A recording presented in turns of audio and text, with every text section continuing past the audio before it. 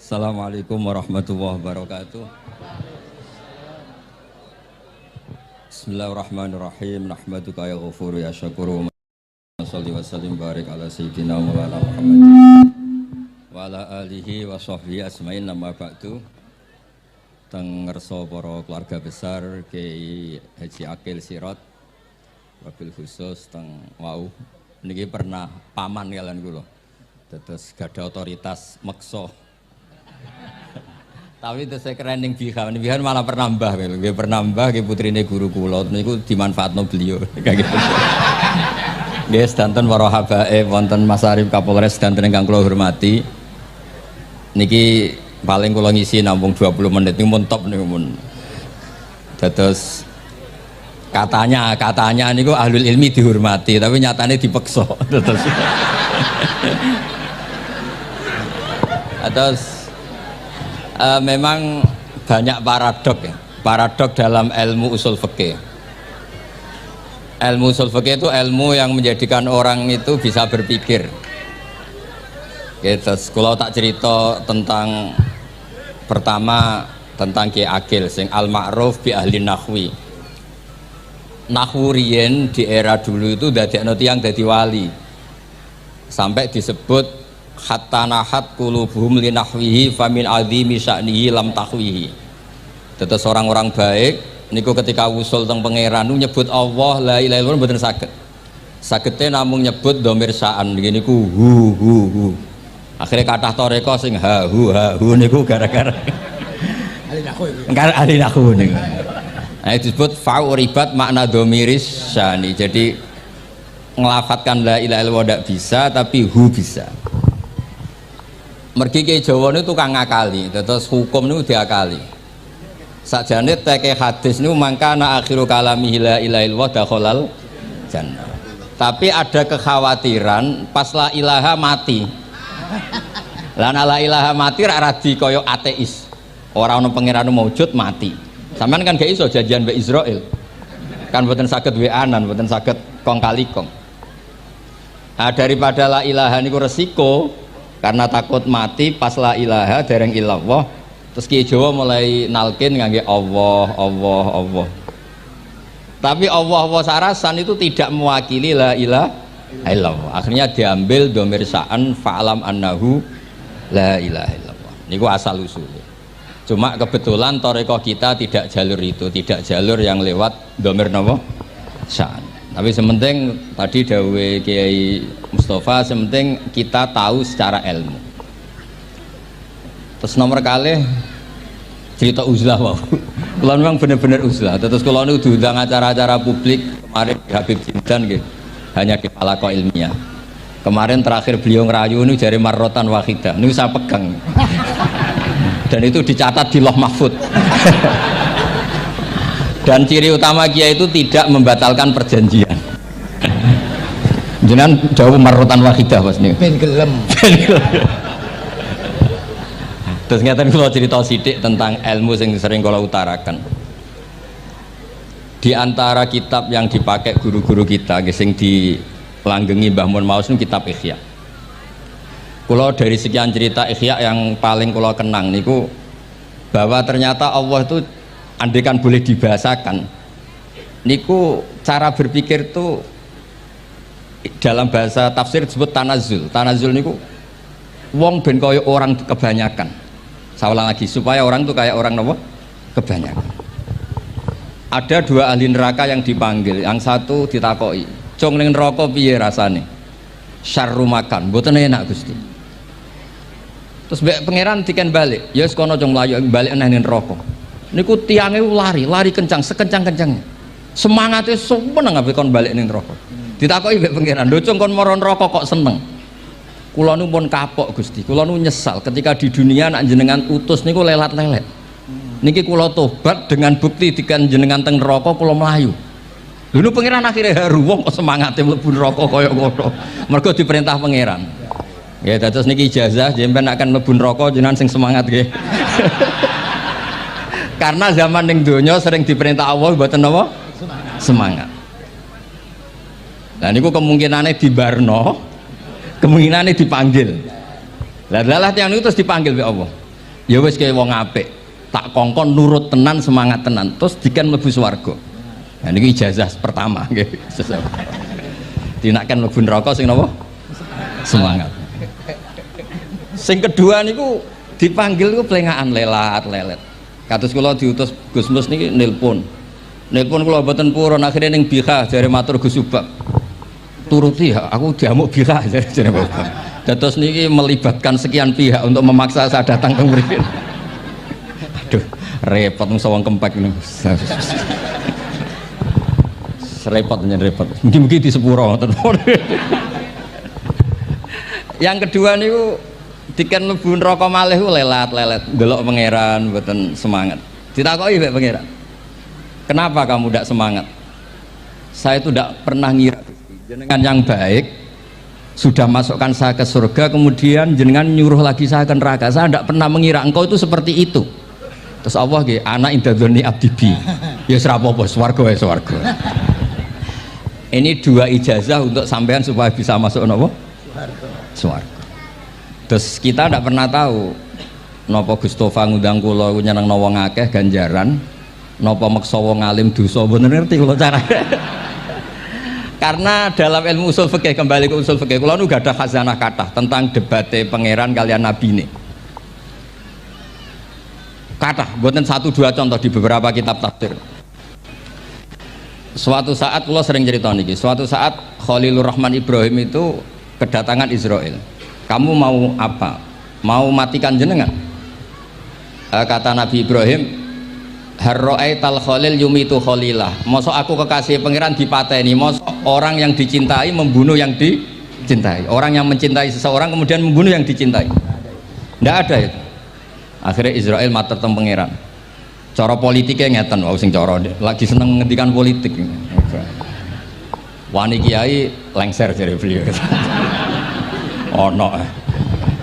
Nah kula niku ahli tauhid wis pancen kodok kodare ngoten mawon, mboten berpikir ruwet-ruwet. Terus Israel kan mboten biasa logika, kan malaikat itu SOP kan, mboten biasa logika. Akhirnya matur tu pangeran, kata Ibrahim, masa kekasih bunuh yang dikasih, masa yang mencintai bunuh yang dicintai. Tapi Ibrahim baru sadar ngadepi pangeran gitu, lebih pinter. Kan ketika Allah fakul lahu, katakan ke Ibrahim, harlo aital khalil yakrohu ayal ko khalilah. Mosok jari seneng aku kok ketemu aku rawani, jari seneng kok rawani ketemu. Lah niki sampean aku pengen mati, monggo ngake ilmu sing niki. Wong jari seneng pangeran kok rawani ketemu pangeran. Seneng ketemu. Ibrahim seneng sakit. Yo mati saiki apa mati saiki. Terus kedua, niki cerita karena ini pondok ilmu, orang harus biasa pakai logika usul fikih. Politik juga gitu. Nak kiai politik rawan kena syubhat. Tapi nak wong soleh oleh politik, kue ridho dipimpin wong fasek-fasek kabeh. Ya, buatan ngerti, bosan bener di pokoknya ngoten. Yes, itu memang logika usul nopo fikih. Logika usul nopo fikih. Ketika Nabi Adam badhe didamel niku materinya saking bumi. Pertama sing diutus Jibril ambekan qabdotan minal ardi, segenggam bumi. Saya mau bikin Adam, materinya dari bumi. Setelah datang ke bumi mau ngambil ista'adzat billah. Maksudnya ista'adzat billah, a'udzu billahi minka, saya berlindung Allah dari kamu. Antasinani. Kalau dengar Gustofa dari ahli nahu, terus kalau niki tak goleki tenan pancen syanahu mun mutaaddi binafsi. Mungkin dibuli ku antusinani kok panjang nanti cerita.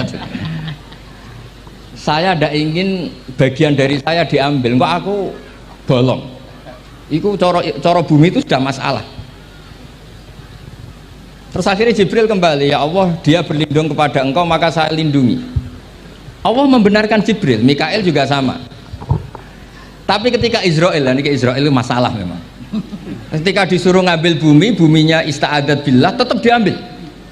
A'udzu billahi minka antasinani, saya berlindung Allah supaya kamu tidak melukai saya, menciderai saya dengan mengambil bagian dari saya. Kata Israel, wa a'udzu billah alla unaffidhu amroh. Saya juga a'udzu billah diperintah Allah kok tidak kasil. Kudu kasil. Lah saya tidak tahu yang benar istilahnya Jibril apa istilahnya Israil. Terus memang sudut pandang. Makanya dulu ketika banyak pondok putri itu kiai-kiai kuno dulu itu menentang. Alasannya nggih, nak bojone jelas khawatir kiai ini kecoba niku jelas. Tapi banyak kiai itu nggih khawatir tenan. Kecoba fitnatin nisa. Tapi ketika logikanya dibalik, apa kamu ridho para perempuan-perempuan muslimat itu tidak dapat pendidikan apa? Agama. Hanya karena orang soleh tidak punya nyali, tidak punya peduli mengajar. Tapi kita saged diwalik. Ustadz sing imane pas-pasan niku kowe ridho nak kecoba. Sampean milih mana? Ridho kecoba apa ridho bodoh? Nah, logika-logika usul fikih ini yang kemudian dipakai Wali Songo. Dipakai Wali Songo kemudian membiarkan sekian tradisi yang insya Allah itu salah sebetulnya. Tapi tidak sebanding dengan asmane Allah Subhanahu wa taala. Misalnya begini. Nggih niki dirungokno mawon. Sampeyan ra paham mboten napa-napa. Sampeyan nak ra paham wis anggap ae tawadhu. Sepantese wong awam yo ora paham. Nak paham dadi kiai. Terus biasa mawon sampeyan nak ra paham aja tersiksa. Umpamane jenengan mboten kiai kok kon paham. Nah sampean pinter kados kula mestine ora ngrungokno, semangate hasud. Terus rivalitas mergo. Nah cara Mbah Mun nak cerita ngoten, dhisik ke zaman bodho iku angger kiai mbok cucuk. Bareng padha kiai niku koyok saingan. Niku pun sunatullah ndak bisa dihindari, niku pun sunatullah. Terus kembali lagi ke logika usul fikih niku dipakai oleh Wali Songo. Ngeten ada cerita ini rungokno nonton. Itu sudah saya cek di beberapa riwayat termasuk di Musnad Imam Ahmad. Ada orang ini bukti teorinya Wali Songo itu benar. Wonten tiyang gadah kesalahan. Niku dokumen kesalahan niku maddul basar sepanjang mata melihat. Wes ngoten jumlahnya 99 bok. Kayak apa banyaknya? Per bok maddul basar sepanjang mata nopo melihat. Ketika dia ditanya Allah itu kalau tanya demokratis.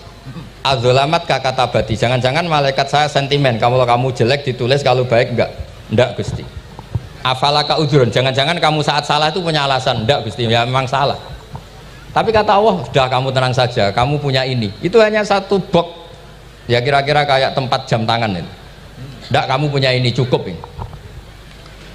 Terus malaikat tanya, ya Allah, apa artinya, apa ngefek itu kalau ditimbang dengan kejelekan sebanyak itu dengan satu box jam.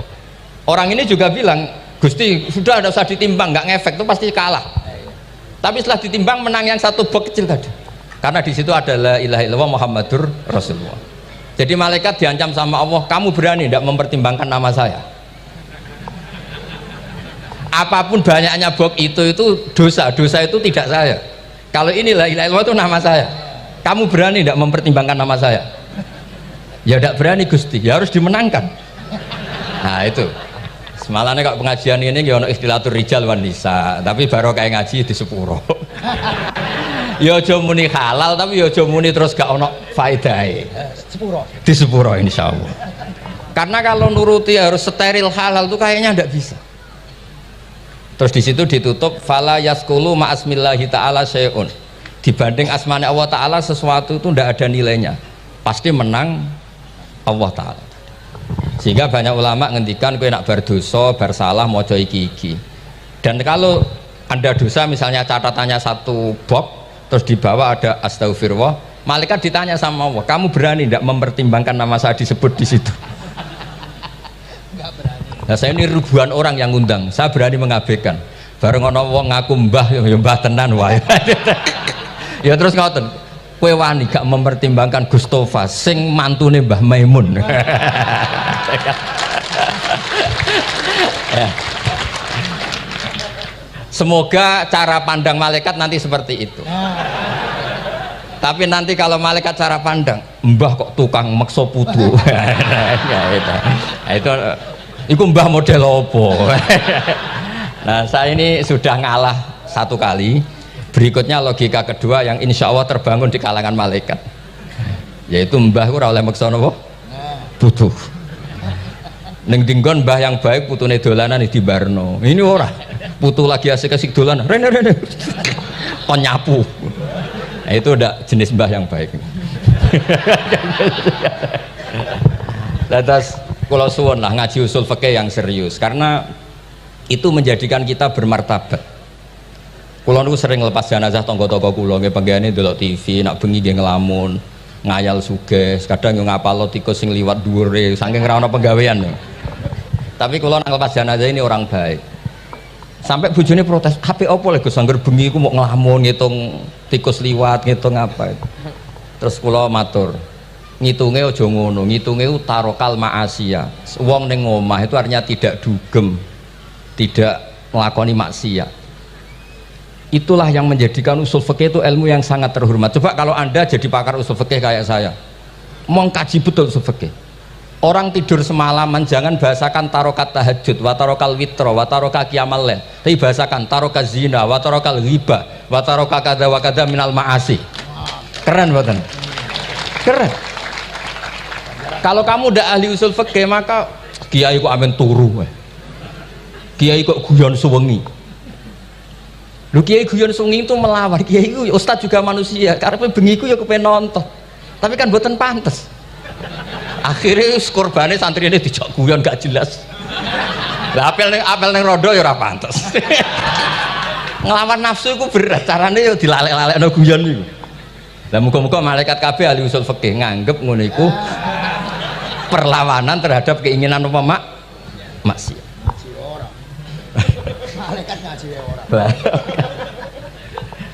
Makanya itu disebut di kitab usul fikih Tanghubul Usul itu izma min mubahin illa wa yatahaqqaqu bihi tarku haramim ma fa'al yalzamu minas sukun tarkul qatli wa minas sukut tarkul ghibah. Tidak ada sesuatu yang mubah kecuali saat Anda lakukan, saat itu juga Anda meninggalkan keharaman. Maka sebetulnya mubah ini punya nilai yang luar biasa, yaitu tarkul haram atau tarkul ma'asi. Jadi sawangane sampean nang omah kukar-kukur mlebu metu, kukar-kukur meneh mlebu metu, bariku turu angop ngorok. Nah, semoga malaikat ini al-usuli sehingga ngitung itu hada tarokal ma'asiyah kullaha.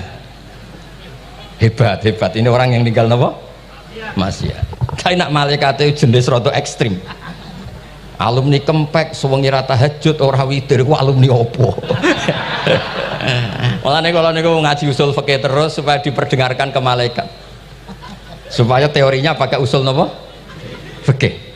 Jadi kalau melihat kita melakukan mubah niku dihitung tarkul napa? Ma'as. Nah, ini pentingnya ngaji. Kalau nate ditanya sama seorang dosen, "Gus, masa iya Quran yang katanya mutu semutu-mutunya kemudian ada ayat kulu washrobu, mosok urusan mangan gak usah disuruh orang juga makan, terus kualitasnya kulu washrobu itu di mana?" Terus kalau jawab, terus sorokan yang penting wopo rapat utawa seminar. Ndak ada rapat, ndak ada seminar itu kamu ndak mati, tapi kalau nggak makan itu mati. Penting mana? Ya penting makan. Lah iya, jadi orang itu lupa kalau sesuatu yang seserius itu karena menjaga nyawa yaitu makan. Terus karena makan tuh hal yang murah dianggap biasa, itu bahaya. Sehingga sebetulnya yang kita bisa jadi wali lewat hal-hal keseharian tidak bisa jadi wali karena tadi. Saya punya hadis, ini mudah sekali untuk Anda jadi wali, bahkan di atas wali lah. Inna woha ta'ala layar do anil abdi, pakai inna masih pakai lam taukid. Inna woha layar do anil abdi ayak kulal aklata fayahmadahu alaiha aw yasroba syarba fayahmadahu alaiha. Allah itu sangat ridho ada orang makan satu asupan kemudian dia muji Allah. Loh, orang tidak punya alpat itu tidak mati, tidak punya tanah ribuan hektar itu tidak mati, tapi kalau nggak makan sesuap nasi mati. Penting mana? Penting makan. Tapi gara-gara kamu tamak untuk syukur nunggu punya alpat, untuk syukur nunggu punya tanah banyak, Anda ini bodoh. Mau syukur saja syaratnya kok banyak. Jadi sebetulnya kalau kita mau jadi wali itu cukup setiap makan itu kamu syukur. Fayahmadahu alaiha aw yasroba syarba fayahmadahu alaiha. Makanya wali-wali dulu kalau didik raja yang sedang berkuasa itu ditanya, kamu raja besar, punya pengaruh besar, andaikan kamu di padang pasir dan kemudian Anda tidak mendapatkan air sama sekali.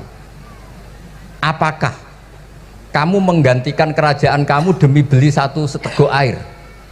Iya, akan saya beli karena saya kalau tidak minum mati. La tafrah bimulkin la yusawi jar'atamain.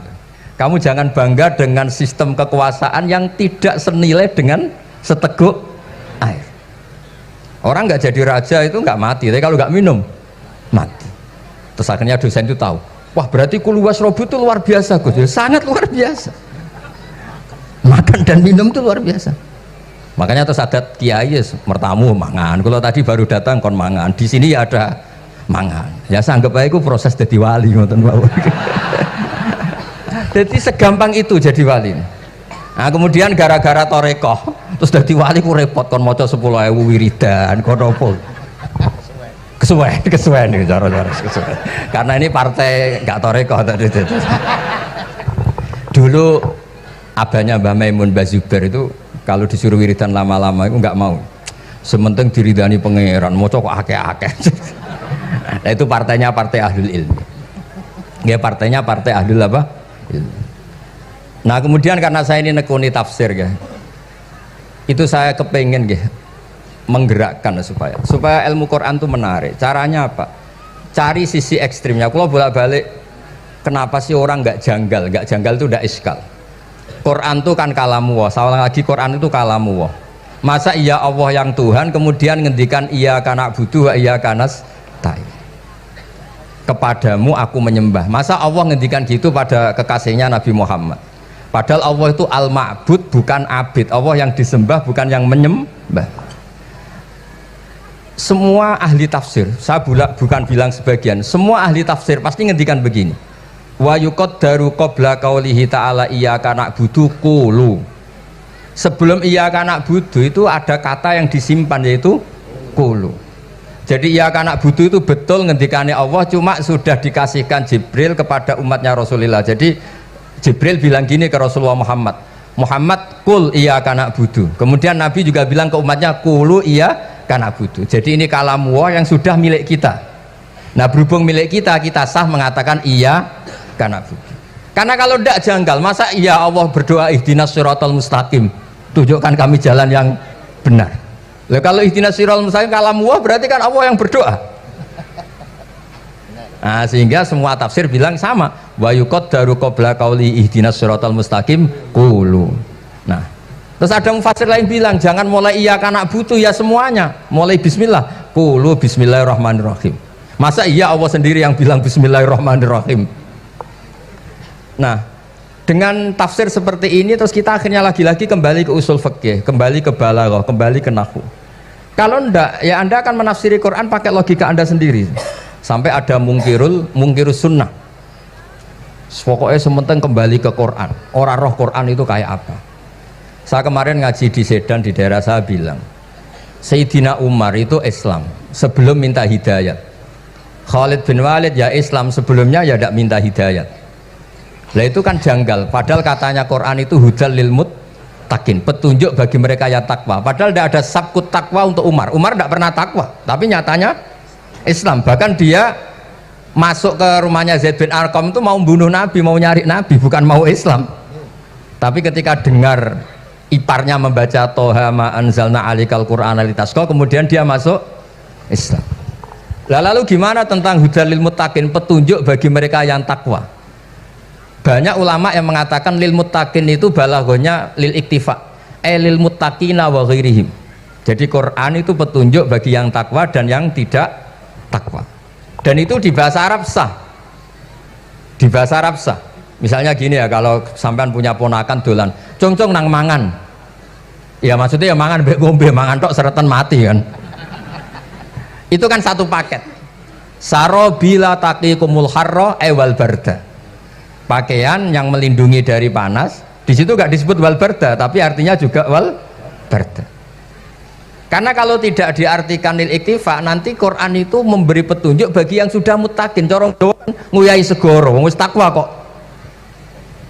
Nah ini kita butuh ahli tafsir yang al usuli, karena itu yang menjadikan Quran punya kualitas lagi. Seolah lagi punya kualitas lagi. Kalau ndak, Quran tuh kayak biasa-biasa saja, kayak tadi kulu wasrobu kayak dan seterusnya dan seterusnya. Jadi kalau suwun barokahnya hormat sama orang alim kados Ki Akil, Ki Siras dan tenaga keluarga mriki. Orang menghidupkan logika ilmu lagi. Jadi kalau seneng lah nak dalam Gusmus ahli ilmu boten krono niat fakir boten. Biar sampean ngerti lah kalau ngadepi ahlul ilmi itu pun boten level. Ahlul ilmi itu kalau punya logika itu tidak bisa dibantah. Saya beri contoh sekian contoh yang nyata yang diajarkan Rasulullah SAW. Nabi itu pernah mau dipermalukan orang karena Nabi ngendikan la adwa wala tiarata, tidak ada penyakit menular. Terus ada orang iseng kok onta yang kena gudisen itu dijejerkan yang waras ikut kena gudisen. Terus orang ini tanya, ya Rasulullah ini tadi sehat tapi kena onta yang gudisen ikut gudisen. Nabi tanya lagi, faman a'dal awal, yang kudisen pertama ketularan siapa? Wah itu dari Allah ya, maksud saya seperti itu. Jadi ada terus orang-orang kafir itu cara berpikir aja alal alihata ilaha wahida inna hadalah syai'un ujab. Muhammad ya tentu mereka masih jangkar, Muhammad problem kita ini banyak, kalau Tuhannya satu tidak cukup. Ada problem kredit macet, ada problem macam-macam kan, utang piutang macam-macam. Kalau Tuhannya satu tidak cukup. Kita butuh Tuhan banyak karena problem kita banyak. Lalu Nabi mengajarkan mereka apa logika yang dibangun.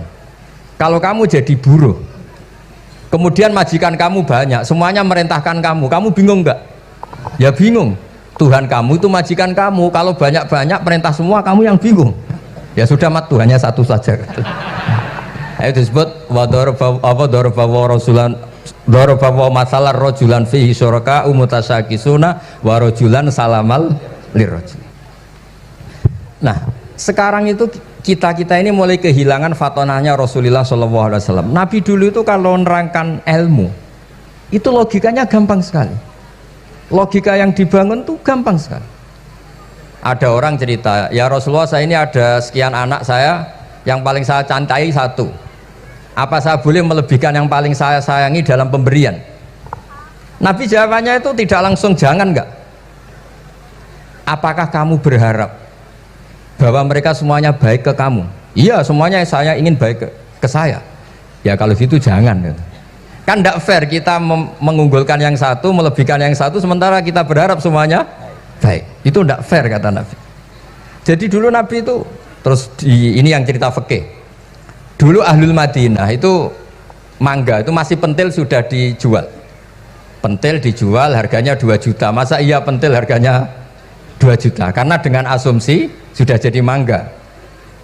Tapi ketika Nabi datang di Madinah dan penduduk Madinah itu abkhosna sikailan, orang paling buruk dalam pertimbangan dalam jual beli. Nabi cara ngendikan itu unik. Aro'aitum lau anna waha yamna'us samra fabima yastakhillu ahadukum mala akhi. Kalau pentil ini ternyata kena angin terus kemudian tidak jadi buah, lalu kamu nerima uang 2 juta itu atas nama apa? Atas nama beli pelem, nyatanya belum jadi mangga. Mosok kalau pentil seharga 2 juta. Semenjak itu terus Ahlul Madinah sadar kalau jual buah itu nunggu ba'da buduwi solahiyah, setelah samroh ini berbentuk. Tapi Nabi tetap ngendikannya pakai logika. Nah sekarang banyak kiai yang sidik-sidik neraka, sebenarnya Nabi itu ngajari logika. Ada pemuda dia itu hipersek, mau masuk Islam tapi tetap boleh bebas. Saya ini ingin Islam tapi jangan larang seks bebas. Wah itu sahabat semuanya melarang ketemu Nabi karena ini ngawur betul, masa pamit Islam kok. Tapi setelah gaduh Nabi tanya, kenapa gaduh? Ada pemuda mau masuk Islam tapi yasta'izinu fi zina, dia minta izin supaya tetap boleh zina. Kata Nabi, suruh saya ke sini. Setelah datang di depan Rasulullah, logika yang dibangun Nabi itu luar biasa. Atuhibbuhu li bintik, kamu suka punya anak putri kemudian jadi demenannya orang laki-laki hidung belang? Ya enggak, saya bunuh orang itu. Andaikan itu ke ibu kamu, saya bunuh orang itu. Atuhibbuhu li bintik, atuhibbuhu li ummik, atuhibbuhu li ukhtik, atuhibbuhu li kholatik. Kamu suka punya anak putri yang jadi demenannya orang?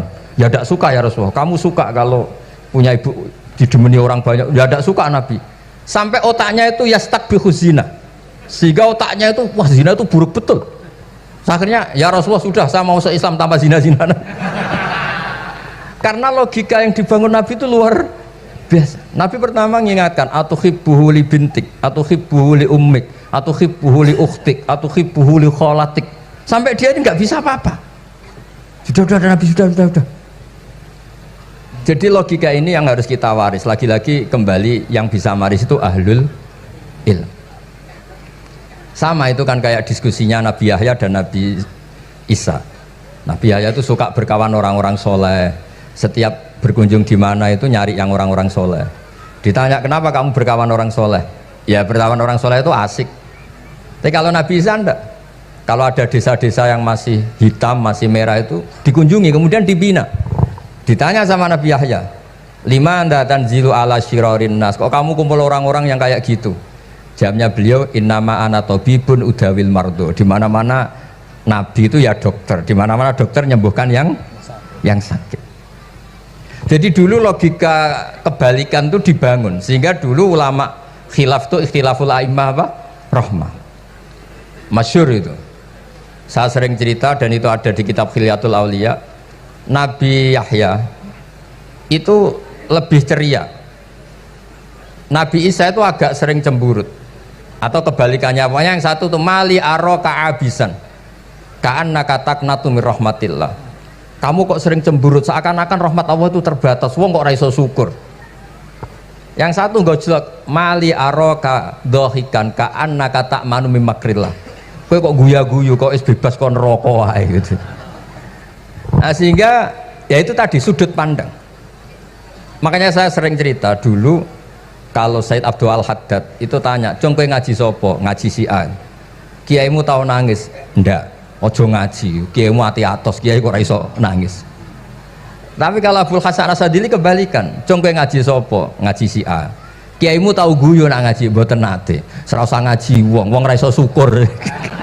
Jadi nah itu yang akhirnya menjadi keseimbangan khaufau wa tama. Ada khauf, ada apa?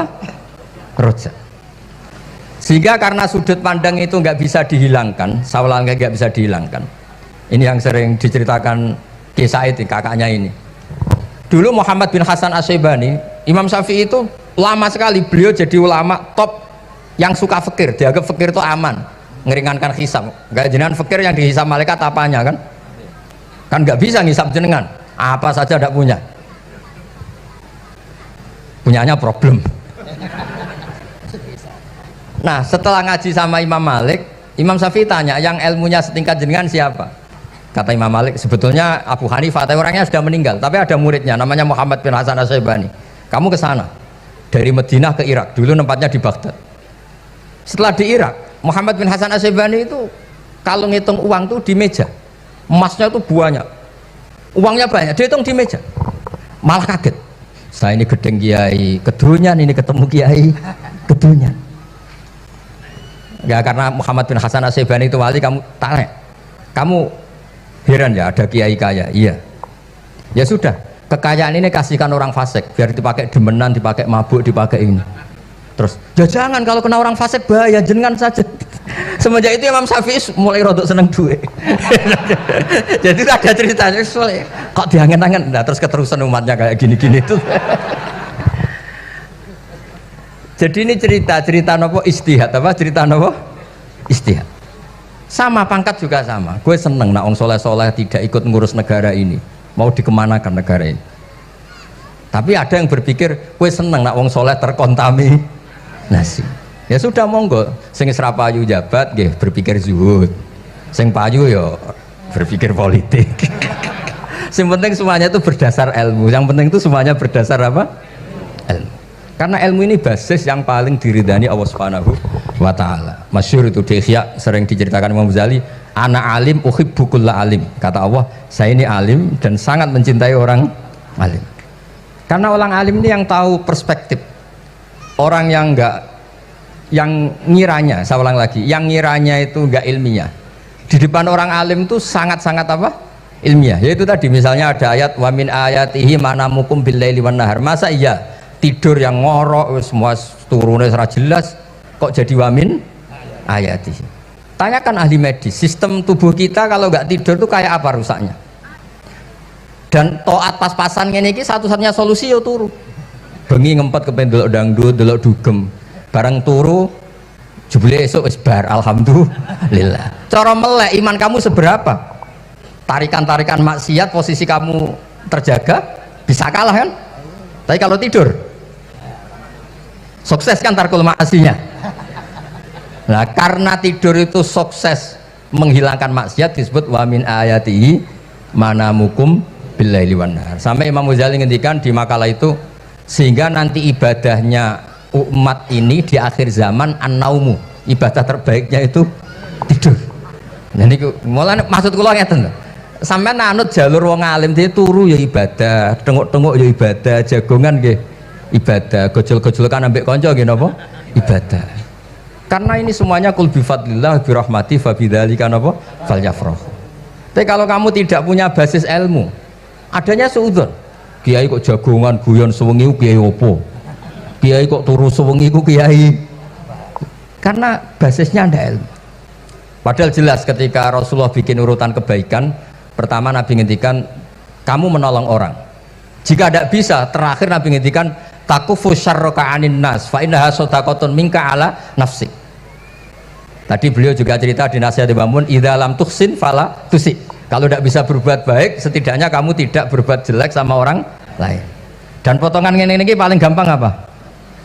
Tidur kan? Wis sampean nak turu wis ra zina, ra maling, ra ngrasani wong wis ora tusi.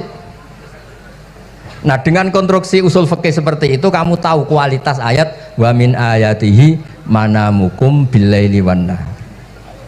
Ya sama, ternyata makan itu yang menjaga nyawa, ternyata makan itu yang menjadikan syukur. Kalau kamu nggak percaya puasa, sama nak poso gedang goreng mewah, gedang goreng mewah, air satu teguk itu mewah. Makanya kalau lama dulu ada santri kepengen mangan enak, ya saya ingin mangan enak gini-gini, caranya gimana? Itu rumusnya ada sate, ada mie ayam. Idamuhu alju. Kalau kamu ingin enak, lauknya itu lapar.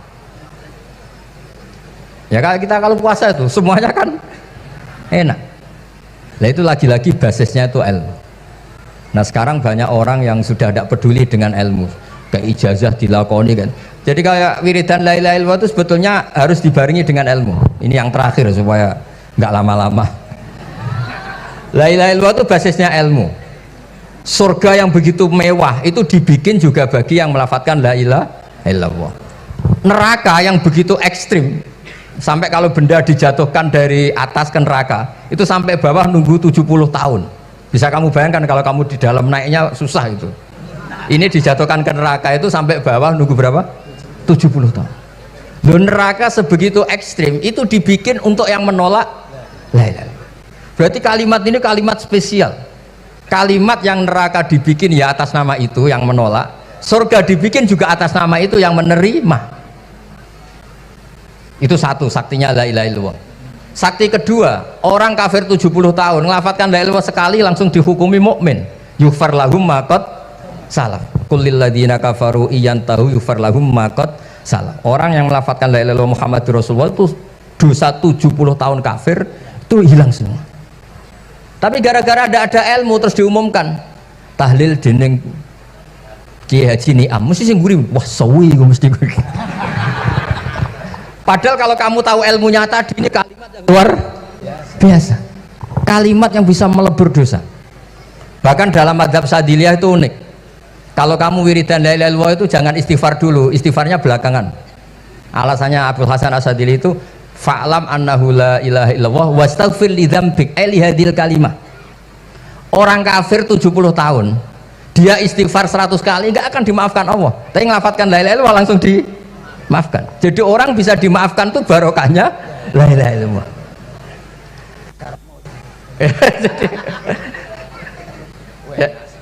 Ya kan?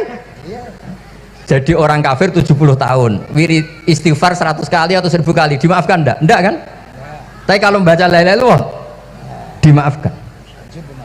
Jadi istighfar tuh ngefek positif itu kalau dibarengi la ilaha illallah. Makanya wastaghfir li dzambika bihadil kalimah cara Al-Hasan. Kamu boleh istighfar berdasar hadil kalimah, berdasar la ilaha illallah. Tapi terus kemudian ya thariqah itu banyak, itu urusan rasa. Justru karena la ilaha illallah kalimat thayyibah harus disucikan dulu. Caranya istighfar dulu. Nah itu urusan monggo lah. Tapi apapun itu basisnya harus napa? Ilmu. Basisnya harus ilmu. Jangan malah sentimen. Wong di kuburan wiridan la ilaha dihukumi kafir. Nah, itu kan aneh. Wong kalimat ini yang kafir saja menjadi muslim, sekarang yang muslim menjadi kafir. Itu paham kok seaneh itu gitu kan. Ya karena basisnya ada ilmu tadi. Coba kalau basisnya ilmu. Itu kan aneh betul. Hadil kalimah kalimatun soro bihal kafiru musliman.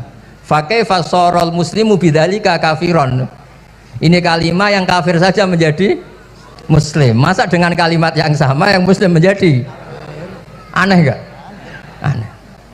Jadi kalau suwon pokoknya basis ilmu harus sekuat-kuat. Ini caranya gini nagih kiai kon sregep mulang ojo politik terus ngoten. Tapi politik itu bagian dari ilmu, wis ra iso diterangno les. Ya ngoten mawon. Assalamualaikum warahmatullahi wabarakatuh.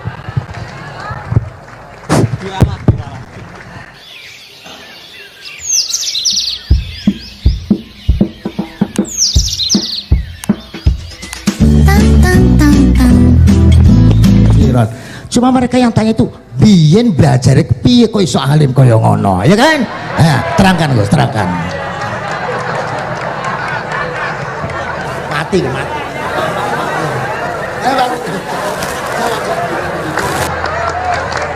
Setuju kan? Setuju? Sila. Asal dakaik.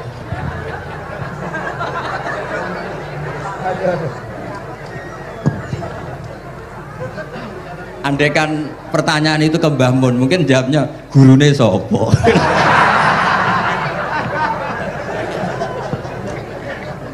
Tapi mungkin kalau ke mbah-mbah saya ya juga babanya nih Biha juga Mbak Abdul Aziz, mungkin putuku.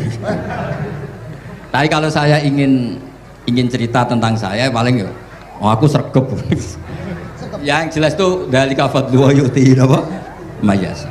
Tapi gini, kalau ini menghormati bahasa saya ini, kalau ijazah begini, dulu Mbah Mun tuh sering cerita juga bahasa hal. Kena kepengen ngalim, ku sinau sedurunge ngaji.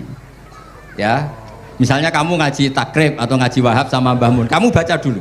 Sebelum ngaji. Nah, setelah dibaca, misalnya kamu baca rofa, kok Mbah Mun baca jer, kamu baca jer, Mbah Mun baca rofa, berarti goblok tulen. Karena semua teori Anda kok salah. Ya misalnya Mbah Mun baca wadakaro sopa al-musonifu, kamu baca wadakaro al-musonif. Berarti kan goblok banget itu. Ya kan ada cerita gitu, ada orang tuh nggak tahu betul Gus maknanya lam tardiman itu apa. Lam tardiman dicari di kamus tuh udah ada, ternyata itu di head lam tarodaman. Dia baca satu lam tardiman dicari di kamus sampai hidup mati lagi agak ada. Nah, jadi kamu baca dulu, misalnya di bab khed lam taro nari ngali sapa mar'ah daman ing geteh. Ternyata ngaji Mbah Mun paginya jadi baca lam taro daman. Jadi kalau kamu malamnya baca lam tardiman loh kok. Jadi itu kata Dewi Mbah Mun mergo sorokan kabeh santriku ora mungkin. Carane ngecek kebenaran Anda yo maca sik. Nanti kalau kemiripannya 50% ya separuh alim. Kalau 70% ya serondo alim. Tapi nanti kalau kemiripannya sampai 100% dan berkali-kali, berarti kan sudah luar biasa. Jadi yang ngaji sama Ki Mustafa, Ki Niam, saya mohon santri-santri itu belajar dulu, biar bisa ngecek nanti guru saya baca kayak apa. Waduh salah ya Gus. Kenapa lah? Waduh salah. Karena kiai itu kalau salah ya mau ngalah. Ini ceritanya Mbah Mun betul. Ada kiai nggak tahu apa kakean mergawe kakean politik nggak tahu. Wal babi lan walang. Terus ada santri, kula gak ada makna kok lawang. Ya walang sing lawang cung. Mau ngalah. Terus watini lan wit alu. Gurune maca alu. Kula gak ada makna kok elo. Lah ya wit telu kena nggo alu cung. Tapi saya menangi kiai itu kalah sama santri itu. Saroko nyolong sapa wong albedo tangi anduk. Terus gurunya kaget. Cung kok anduk, cung. Bareng didelok endok.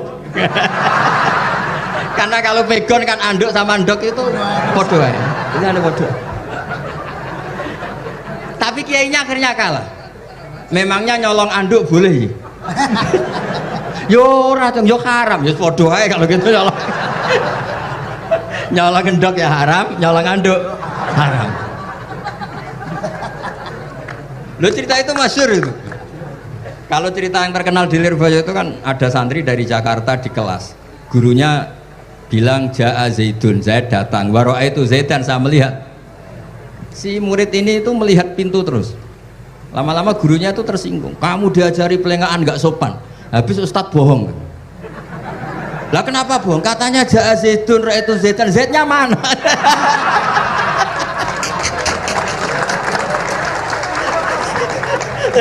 Dia gak ngerti. Zaid datang, saya melihat. Mana orang ikut? Kok dibahas-bahas terus itu? Ya, jadi yang serius tadi, kalau sampean ingin nguji kualitas Anda, makanya saya dulu itu pede baca kitab di depan Mbah Mun karena ya ngecek. Dan dulu itu Gus Zofur, Gus Kamil sebelum ngaji ya itu mesti sinau sama saya. Nanti ketika Mbah Mun baca tadi, kalau kemiripannya kita 90% ya bagus, syukur-syukur sampai 100, dan itu terulang sampai Wahab Hatam, Jamul Jami' Hatam, sehingga kita tahu. Jadi kalau diskusi kita kok salah ya tahu, kalau benar ya tahu, kalau tahqiq ya tahu. Biasanya kalau tahqiq itu Mbah Mun karena takut nyalahkan kiai-kiai Jawa, kalau baca 2 kali, misalnya begini, Yasmalu, kadang diwaca Yasmilu ya apa-apa nggih Jawa wae gitu. Karena kalau kita memaksakan sampai benar seperti di kamus, kayaknya kalau kiai Jawa itu berat sekali. Dumeli bojo bola-balik mesti ora goblok wis apik lah. Karena kalau baca tahqiq itu kan butuh kamus.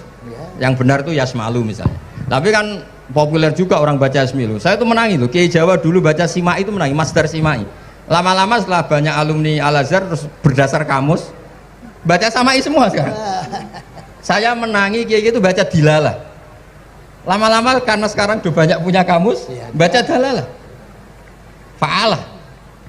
Jadi kiai itu juga kadang-kadang keteror muridnya.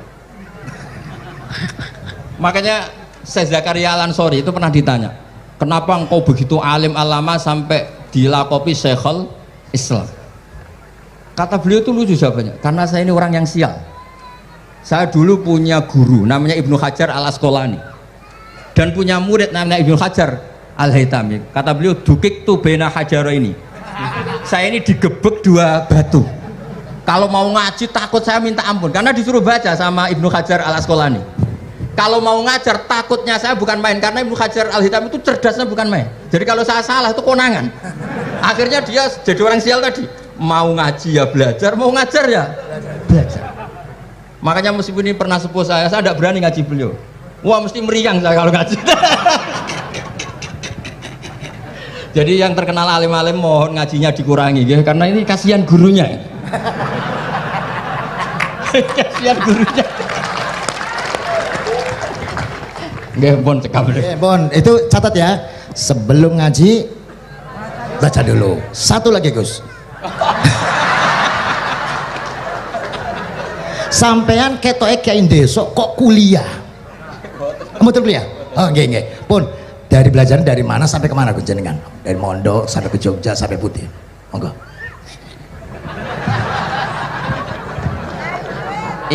Ini karena sesuai kontrak, nggak boleh nyulayani janji sekali aja Sekali tak entekno Gus. Jadi sebetulnya kalau di ilmu, saya kan sering ketemu ahli geologi, ahli sosiologi. Sebetulnya di ilmu kita, saya kan lama di Jogja dan itu yang saya pakai juga ilmu zaman di pesantren. Misalnya sosiologi itu kan ada mukadimahnya Ibnu Khaldun. Itu kan teorinya luar biasa. Misalnya begini, kenapa Rasulullah itu harus dari suku Quraisy, suku yang sangat terhormat di Mekah?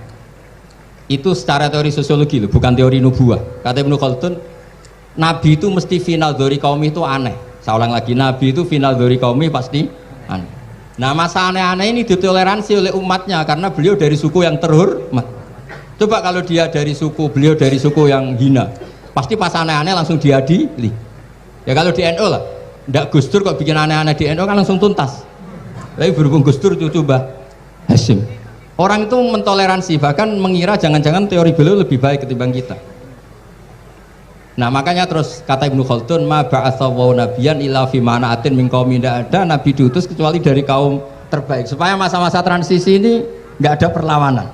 Nah itu namanya sosiologi.